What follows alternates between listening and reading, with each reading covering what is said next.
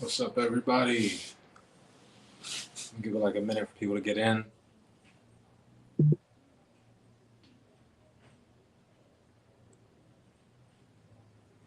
Hmm. Give it a little bit. Give it a little bit.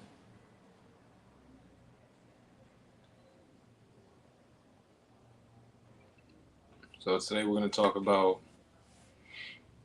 running and the benefits, how to run without getting injured.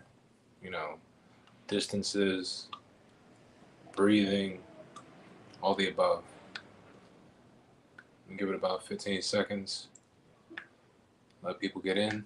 And then I'm going to start going off with the knowledge. All right, so check it out. So here's what we're going to get into first.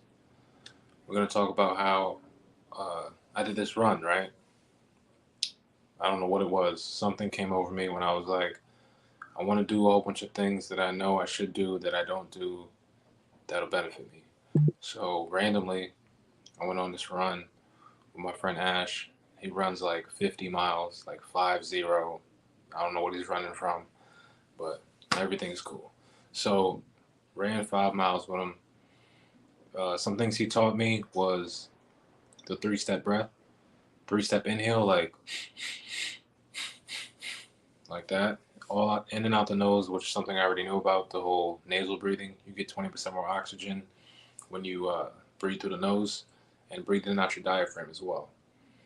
Another thing, running on the forefoot, running on the front part of your foot is very important, rather than letting the heel tap every time. So think of it like this: imagine your heel touches the ground every time you're taking a step, right? That's causing a shock up the body. That's like somebody punching you in your lower spine every step, and you don't really want that. That's part of the reason why you have, the pain. Aside from the fact that your hip extension, which is how far your knee could go back without your spine actually bending like any further. Let's say it's here, and it's gonna keep going back. So there's that. Also, what was it they told me? Oh, some things I just knew already. When you're running, right? Lean forward and just lift your knees higher. And then I know sometimes there was many times where I would get like a little pain in the middle of my foot, like in the arch, which would be down the line. It could be plantar fasciitis. So things. Now let's go into the things that will help you to prevent getting injured while running. Many of the things like that plantar fasciitis, rolling your feet out. That's something you want to do. Get a lacrosse ball, or even you could start out with a tennis ball, but it's not going to do as much.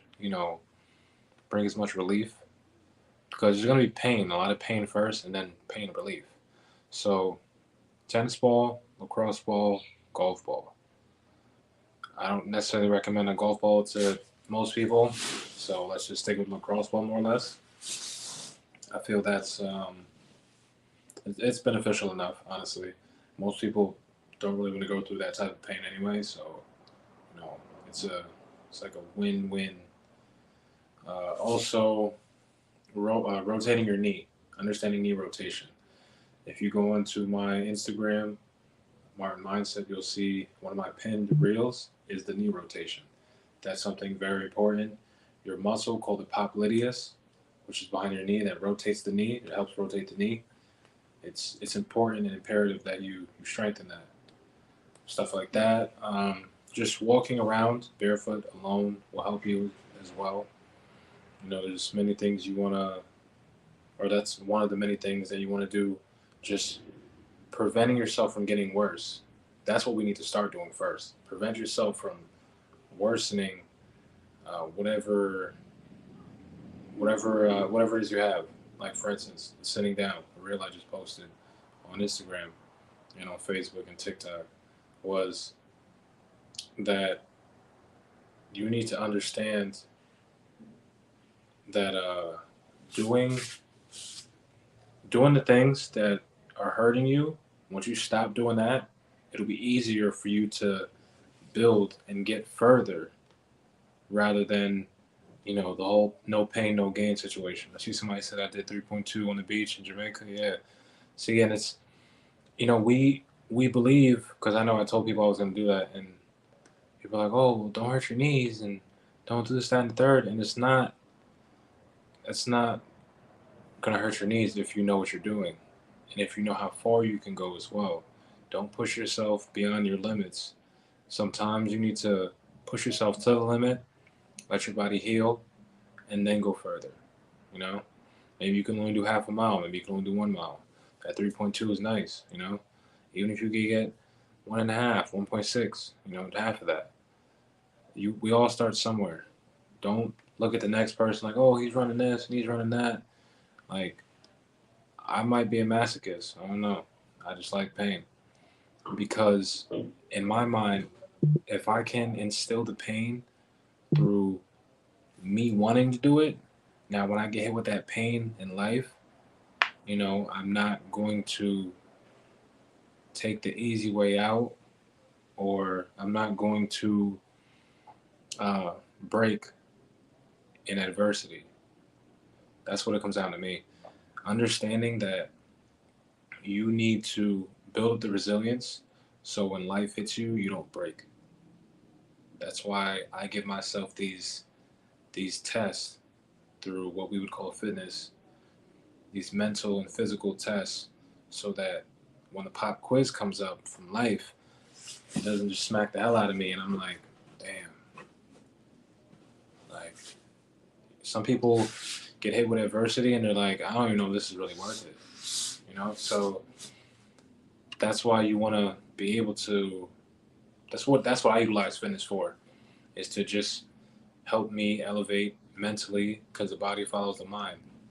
Inform the mind to reform the body. Exactly. Um, a few other things with that would be, what is it? Understanding that. Oh, I noticed too. Sometimes people will push their insecurities onto you, whether it may be them thinking that you can't run it because they can't run it, or because uh, whatever the case may be. There's always those. Because I've had many people doubt me, and I mean honestly, when you doubt me, I'm going to go above and beyond, no matter what it takes from me. I'm going to do that. So understand that. Understand me. It's just the way I am. Many many people, they doubt themselves, so immediately they can't do it. You know, that's just the way it is. You tell yourself you can't do this, I can't do this, I can't do that. You're not going to. I take the word try out of my vocabulary because it leaves ample room for failure. I wasn't gonna try to get on live. Like, I'm gonna try to get on live at 8 o'clock. No, I'm just gonna get on live at 8 o'clock. You know, that's it. So you want to be mindful of these things because you never know how far you can go and what you can do until you actually put the time into it. You know, instead of being like, oh, I can't do that. It's crazy because like now I look at like acrobats and like those, I guess you would call circus performers, and I see exactly how they do it because I do mobility. I'm a mobility coach. I'm a movement coach. A mindset coach, and I see what it takes, what you have to do, how you got to be consistent, and all the above. So now when I do these runs, like when I get to this 11 miles barefoot in the sand, I I knew what it took to get there. I understand the steps, and I'm going to continue to move forward. So for all the people out there that want to be able to run, I would say start off with 30/60s. 30/60s is you will walk for a minute, jog for 30 seconds, walk for a minute, jog for 30 seconds. Some people may want to check with their doctor because they haven't run in like 10 or 15 years, or whatever the case is, or diet may be real bad, or your lifestyle, just overall lifestyle in general, not necessarily diet. Um, Doing that, 30/60s. And then when you get good at that, 61/20s. You could even do five of those at one, like 30/60s, do that 5 times, like in that cycle, and then take a break. to maybe hit the little incline, decline, do that type of rhythm, and then just go from there. Mix it up every 30 seconds to a minute.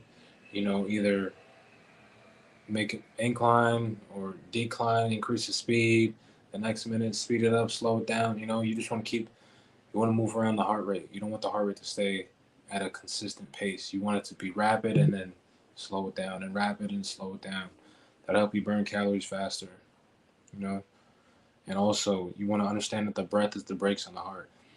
You'll hear me say these things time after time, but it's because these are the things that are going to get you to where you want to be. To be able to do those extra reps, to be able to go that extra mile, literally, you know? So, or just to be able to stay calm and at peace during maybe an altercation that can alter your life, So, just little things you want to be mindful of. But I appreciate you guys. That's it for now. Until next Wednesday, peace and blessings.